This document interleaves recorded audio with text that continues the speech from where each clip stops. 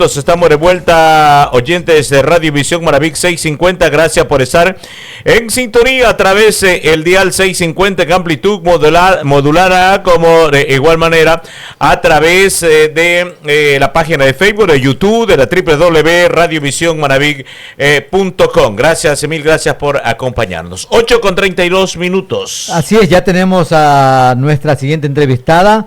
Le vamos a dar la más cordial invitación a la señorita Invitación, Ana bienvenida. Alarcón, la bienvenida. Bienvenida. La bienvenida. Sí, invitación, la va a invitar y nos va a dar la bienvenida. Justamente queríamos comprobar, ¿estamos bien con el retorno? ¿Sí nos escucha y nos...? Sí, mucho gusto, buenos días. Muy buenos días. Bien, Anita, vamos a iniciar este diálogo. Estamos aquí con Tangi Zambrano, el licenciado Roberto Reyes y el equipo completo de Radio Visión acá en la provincia de Manabí.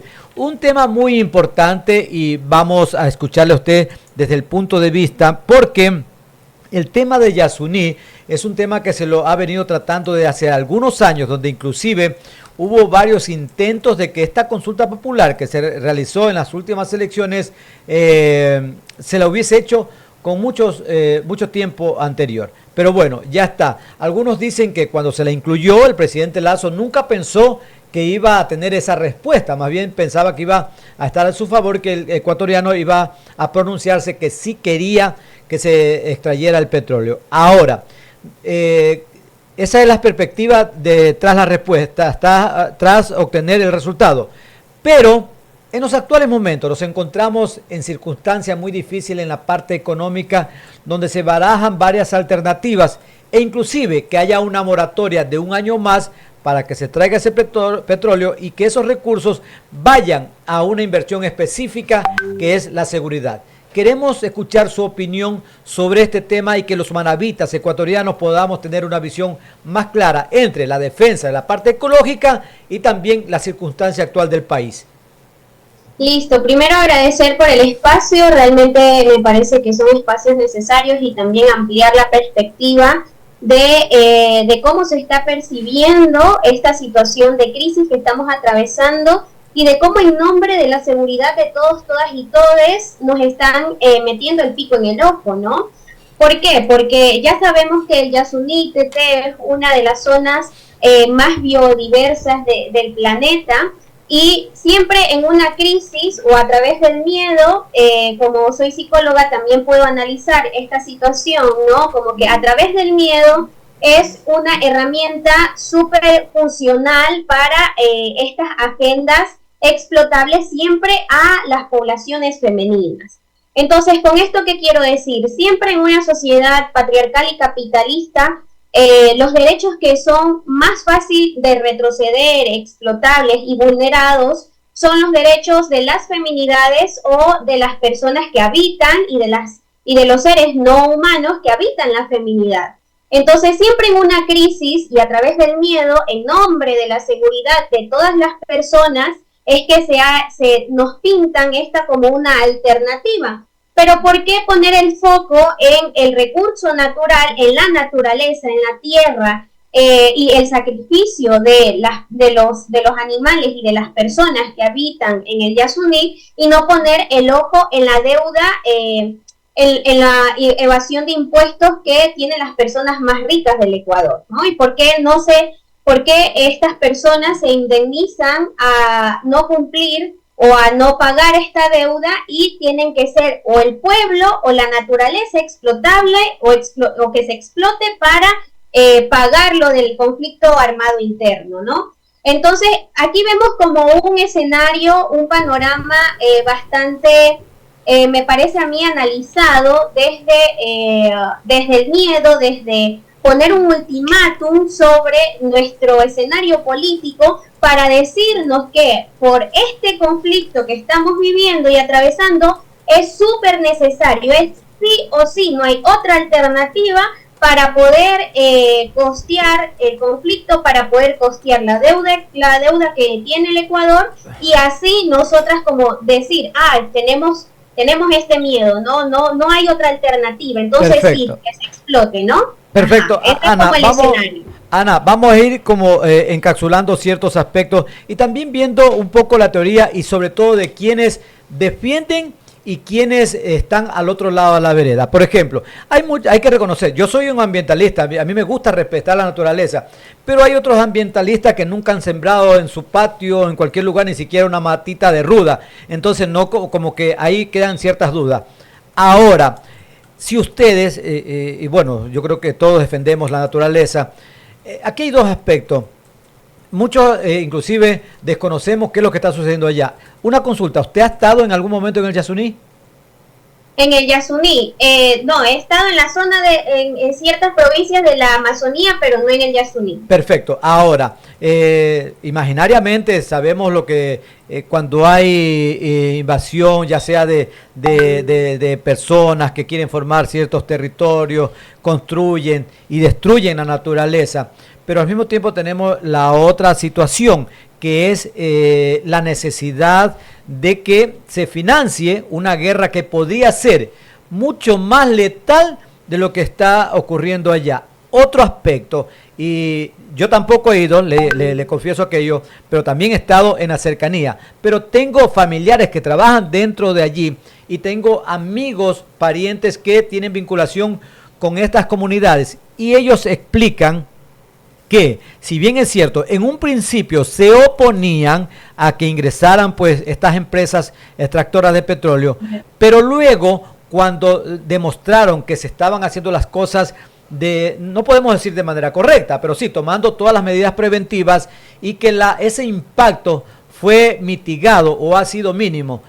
Y ellos aplauden porque ellos tenían muchas necesidades, pero una vez que ingresaron estas empresas, se les abrió una oportunidad para mejorar sus condiciones de salud, educativa y también económica, porque han formado microempresas, han invertido, se han endeudado, obteniendo lanchas, gabarras y otros servicios que dan a quienes van en busca de trabajo en la zona. ¿Cómo poner en un equilibrio donde nadie salga perjudicado y que más bien todos ganen? Ya, algo muy importante que acabas de decir es la necesidad, ¿no? Siempre el capital y las personas que ven aquí como una oportunidad, ¿no? Para salir, para costear el conflicto armado interno, es que ven estas necesidades. No, estas acciones no son adrede, son muy bien pensadas. Entonces, ¿qué es lo que pasa? El Estado, como estamos en un Estado bastante, su línea, ¿no? Va como por la derecha. Es muy importante como desligarse de las responsabilidades del Estado. Entonces, ¿aquí qué ocurre? Es precarizar la vida de las personas que viven en zonas periféricas o rurales para desentenderse que él tiene que corresponder sobre esas necesidades. Entonces, el Estado siempre va a pensar para su bienestar. Entonces, ¿qué conlleva a que tenga que responder sobre la vida, la salud y la educación de las personas que viven en zonas periféricas? Que tiene que construir escuelas, que tiene que contratar a personal para la salud, para docencia, para los docentes, pero eso genera un mayor gasto. Entonces, ¿qué es lo que ocurre? Se precariza la vida de las personas que viven en estas zonas y tienen que emigrar, o ven como esto una oportunidad para satisfacer sus necesidades, porque en efecto también hay personas que viven en el día a día en modo supervivencia y se ve que es una oportunidad, pero esto es una pantalla de humo, porque en realidad no se está responsabilizando el Estado con las obligaciones que tiene que cumplir como Estado y desvía la atención como les presento una oportunidad en medio de esta tragedia. Esa perspectiva es muy capitalista, pintarnos una oportunidad en una tragedia para seguir explotando a las personas que están en las periferias y no hacerse cargo de cumplir con que todas las personas tengamos acceso a todos los derechos. Importante. Hola Ana, un gusto saludarte. Soy Tanya. Realmente es bastante interesante lo que estás mencionando. Dentro de ello entiendo que ya con la no explotación del Yasuní, el Ecuador prácticamente estaría cumpliendo con uno de los acuerdos de París sobre el cambio climático. Pero desde tu colectivo, desde las acciones que tú realizas, ¿cuáles serían las alternativas viables para aportar o generar fuentes de trabajo, ya que se reemplazaría ese dinero por parte como ya no se va a explotar, necesitamos reemplazar ese ingreso de dinero para los ecuatorianos. ¿Cuáles serían entonces las propuestas? Bueno, ahí con esa pregunta, Tanya, realmente no me siento cómoda realmente, porque sé que hay personas que ya les pagan por estar pensando estas alternativas, ¿no? Y que justamente vemos a un Estado completamente inoperante, como para que la sociedad civil también se ponga a pensar sobre cómo solucionar los problemas que son propiamente y estrictamente del Estado. Entonces, esta visión de que la gente también de la comunidad y de las sociedades y del Ecuador tiene que pensar en esta alternativa, no me parece justo, porque primero pensemos en que la mayoría de la población del Ecuador ronda en una clase de pobreza y extrema pobreza, y segundo, porque se le sigue quitando la responsabilidad a este Estado a que realmente responda, ¿no? Entonces, ¿cuál es nuestra tarea como colectiva y como colectivo? Estar vigilantes y estar siempre pendiente a que estos derechos no sean vulnerados. Pero mi tarea jamás va a ser en presentarle soluciones a un Estado que de por sí ha estado súper ausente en las provincias, principalmente de la costa, y que es algo completamente injusto que en estos momentos se tope como que es nuestra responsabilidad dar soluciones. La sociedad civil en sí no tiene que dar estas soluciones, sin embargo conozco a muchas personas expertas en este asunto que pueden darlo desde la parte económica, desde la parte laboral, pero los que somos sociedad Ana, civil, pero mencionas de que mantener esta perspectiva. Ana, mencionas de que la sociedad civil no debe dar opiniones, pero si nosotros damos las opiniones no, para que, pero nosotros sí estamos diciendo lo que no se explote. Entonces, para tener esa parte de corresponsabilidad social y aportar con el desarrollo del país, sí deberíamos dar alternativas. Por ejemplo, fomentar el turismo, mejorar las condiciones de vida de los sectores que están ahí. Serían unas de las propuestas que debería escuchar el gobierno, porque eso forma parte del proceso de participación ciudadana que lleva el Estado. Pero con lo que tú mencionas, realmente sí me dejas bastante atónita, porque discrepo totalmente contigo, así que le voy a dar paso a Roberto. Hola, Ana, buenos días. Roberto Reyes le saluda. ¿Usted de su perspectiva cree que estuvo mal direccionada la pregunta hecha en la consulta por el gobierno, y que si debió participar solamente quienes habitan en el sector o los alrededores del Yasuní y Teté, o a nivel de todo el país, cuando hay a nivel que en gran parte del país ni siquiera conocemos el tema? Claro, o sea, es que ese desconocimiento o esa desligación, ¿no? Como esto no es mío, no me pertenece, hay respuestas varias, ¿no? Como vemos al Yasuní Teté muy lejos de nuestras provincias, se cree que es algo que no nos afectaría directamente. Sin embargo, la contaminación y lo que llegaría a pasar en caso de que se explote, porque es una burla de la democracia que se está haciendo y a la voluntad de 17.9 millones de ecuatorianos y ecuatorianas que habitamos, se están también dejando a un lado todos estos efectos a la vida y a los seres no humanos que habitan dentro de este espacio, ¿no? Pero sí que nos afecta a largo plazo por toda la crisis climática que estamos atravesando, por todas las crisis también sociopolítica que estamos atravesando. ¿Qué va a pasar con el agua? ¿Cuáles van a ser esas alternativas hacia el agua, ¿no? Entonces, el hecho de que nuestras aguas no sean contaminadas también lo hace muy lejano a nuestras realidades.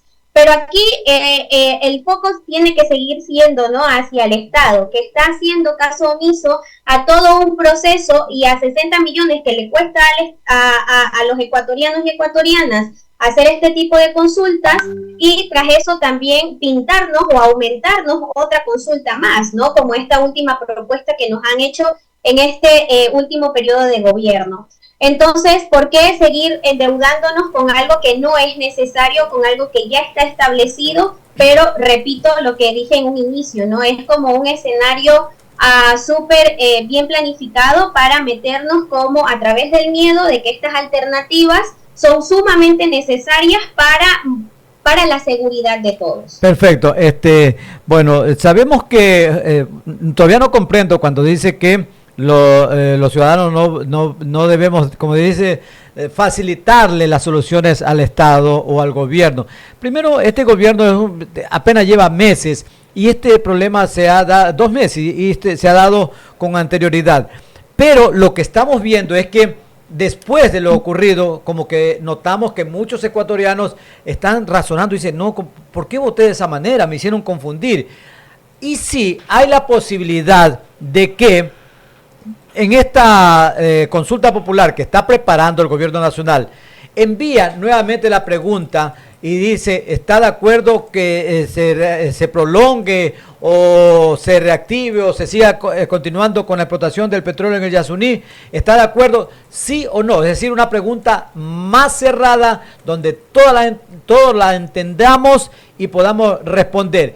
¿Qué va a pasar de ahí en adelante si ustedes van a seguir con esa lucha de oposición o si es que podría haber una alternativa? Porque en realidad es lo que estamos notando. La mayoría de los ecuatorianos estamos buscando una salida a este problema letal de una u otra manera sin afectar a terceros. Sí, completamente de acuerdo con respecto a la formulación de las preguntas, porque sí que genera esta confusión y además de que no hay una claridad. Y allí es que digo también que nos quieren meter el pico en el ojo, porque preguntas que tienen no una puntualidad específica, sino que más bien dan como a decirte una cosa, o sea, tienen múltiples interpretaciones, no hace que se facilite también estos procesos, ¿no? Pero más allá de eso, la decisión ya está tomada. O sea, el Ecuador votó con más del 58% a que no se explote el Yasuní. ¿Por qué seguir en este debate cuando la decisión ya está tomada y recordando que los derechos de la naturaleza y de los animales y de las zonas biodiversas son completamente legales? ¿Por qué seguir en este debate de sí o de no cuando ya hay todo un marco legal que Ana, los protege y Ana, que los protege en ese aspecto? Sí, correcto, pero ya lo que se hizo está allí, o sea, aquí lo que había que también ver es que ya no se siga ampliando. Ahora, exacto, estamos no sé, se me ocurre que se permita una moratoria de 2, 3 años, lo que sea necesario, pero también hay que ver otro, por eso digo, este es un tema que hay que conocerlo con mucha más amplitud. ¿Por qué? Porque tengo entendido que de esa zona está muy cerca a Perú, ¿verdad? Y Perú sí está explotando el petróleo en esa zona, del lado de su territorio. ¿Y quién nos garantiza, por ejemplo, el petróleo está bajo tierra, nadie lo ve por dónde circula, por dónde fluye? ¿Y qué tal que si, así como hay ríos en la parte de arriba, haya ríos en la parte de abajo del petróleo, y el petróleo se estaría yendo a Perú y allá lo explotan, mientras que acá nosotros estamos dejando de percibir esos recursos? O contaminando también el agua, ¿no? Y no hay esas alternativas específicas. Y ahora que mencionas esta situación también con el Perú, es una conversación que también tuve con la compañera Natalia Roca, que ha tenido durante más de 10 años en esta lucha de la defensa del Yasuní, y es que en efecto estaríamos pasando la frontera, ¿no? Y allí estaríamos también generando como otro tipo de invasión y de conflicto hacia esa zona fronteriza, que sabemos que las zonas fronterizas son sumamente violentas, tanto para la población como para las personas que habitan allí, ¿no? Entonces, allí, ¿cómo se puede solucionar este aspecto en que incluso se puede traspasar la frontera? O sea, allí estaríamos cayendo en una violación al territorio tenaz. Entonces, son situaciones que mi compañera me decía, o sea, se puede excavar durante 8 kilómetros por 8 kilómetros, pero traspasaría la frontera también, ¿no? Entonces, y sin asegurarse dónde está el petróleo, porque en efecto no se ve. Entonces, son acciones que generarían más gastos que ganancias, por decirlo así. Entonces, Ana, en realidad ha sido bastante importante. Respetamos como comunicador, como ciudadano, como persona pensante su opinión, pero también hay que escuchar a los demás y somos ecuatorianos. Yo creo que lo que le favorece a usted nos favorece a nosotros. Lo que le perjudica a usted nos perjudica a nosotros y sobre todo ahora que estamos, yo creo que el tema medioambiental es un tema mundial. Y nosotros tenemos que conservar lo poco que aún nos queda. Pero, sin embargo, pues también la parte tecnológica nos permite minimizar, amortiguar ese impacto que podría darse en comparación con otros años, con otros tiempos. Entonces, hay que mirar bien las cosas, tratar de que esto llegue a buen término, donde nadie salga afectado, ni la mariposita más pequeña, ni la hormiguita más pequeña, pero que también se mire, se vea al Ecuador con un futuro diferente. Ana, le agradecemos su participación. Justamente allí solo para terminar, muchísimas gracias, justamente para que nadie salga afectado en esta situación, es que realmente los que evaden impuestos no los evadan y paguen lo que tienen que pagar. Entonces, muchas gracias por el espacio. Gracias a usted, esperemos tenerla en otra oportunidad, seguir hablando de este y otros temas. Un excelente día. Buen día, gracias. Ok, bye bye. Muy simpática la señorita Ana, que hemos estado conversando el día de hoy sobre el tema del Yasuní.